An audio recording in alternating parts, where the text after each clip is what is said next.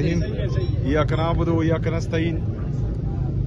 जैसा कि सलमान अकरम राजा साहब ने बताया कि एक दफ़ा फिर जो है अदालती अहकामात को नहीं माना गया।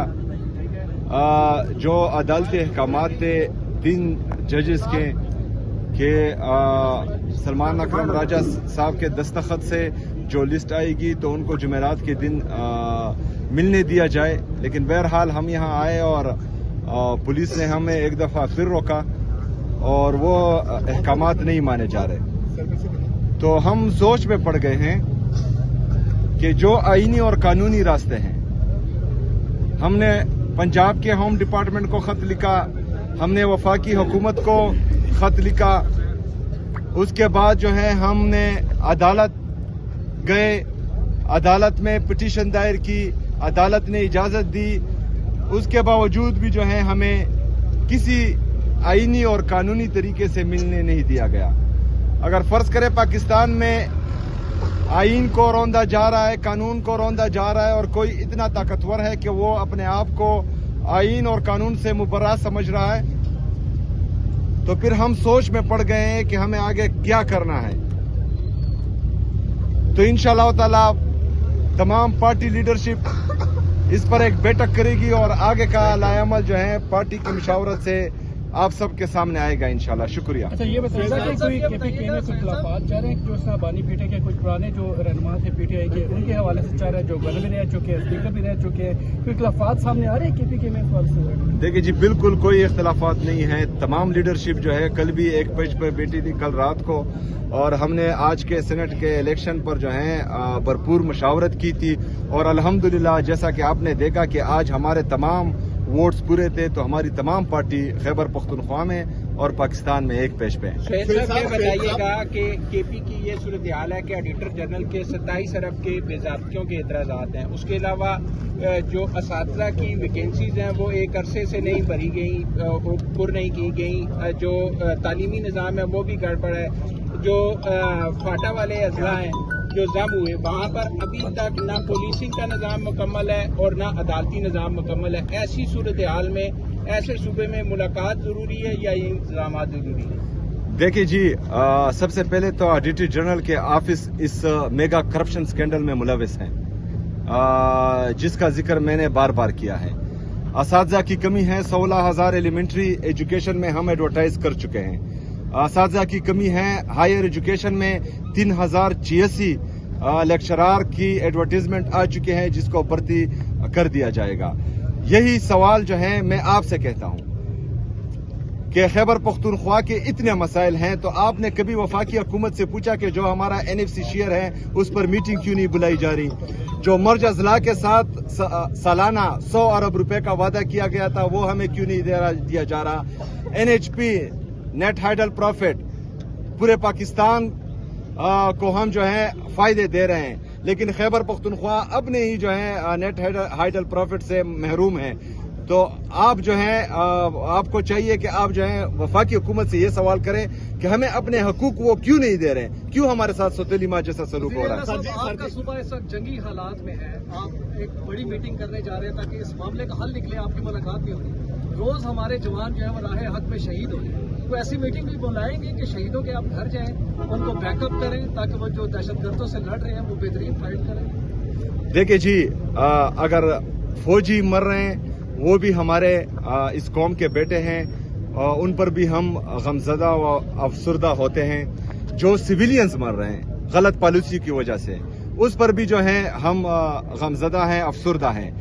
देखिए जी, गलत पॉलिसियां और बंद कमरों में जो फैसले होते हैं उनका नतीजा यही होता है कि हमारे गरीब माँ के बेटे, चाहे वो फौजी हो चाहे सिविलियन हो, दोनों मरते हैं। वहां पर जो है किसी वजीर आजम का बेटा, किसी जर्नल का बेटा, किसी चीफ जस्टिस का बेटा नहीं होता। ये गरीब माँ के बच्चे हैं। चाहे फौजी लड़ रहा है वो भी गरीब माँ का बेटा है, वहाँ सिविलियन मर रहे हैं वो भी गरीब माँ के बेटे हैं। जय मेरी बात मुकम्मल होने दे। हमारा मौकफ ये है कि बंद कमरों के फैसले जिन्होंने खैबर पख्तूनख्वा में, मेरा जिला खैबर है, मेरा बाई गांव जो है वो वादी तिरा है, जो बंदा वहां जिंदगी में गया है ना हो वो मेरे फैसले किस तरह कर सकता है? جو ہمارے وہاں کی حکومت ہیں، وہاں کی پارلیمنٹیرین ہیں، وہاں قومی مشران ہیں، وہاں کے عمائدین ہیں، پاکستان میں جو بھی پالیسی بنتی ہے یہاں جمہوریت ہے، ہمیں اعتماد میں لیا جائے. خیبر پختونخوا کا صوبہ ہمارا ہے، ہمیں تمام مشاورت میں شامل کیا جائے. اگر فرض کریں اس کے بعد کوئی پالیسی بنے گی تو اس کے مثبت اثرات ہوں گے، منفی اثرات نہیں ہوں گے. 2004 سے لے کر آج تک جتنی بھی پالیسیاں بنی ہیں بند کمروں میں بنی ہیں، نہ ہی آپ کے ملٹری آپریشن جو ہیں کام آ رہے ہیں، نہ ہی آپ کے انٹیلیجنس بیسڈ آپریشن کام آ رہے ہیں.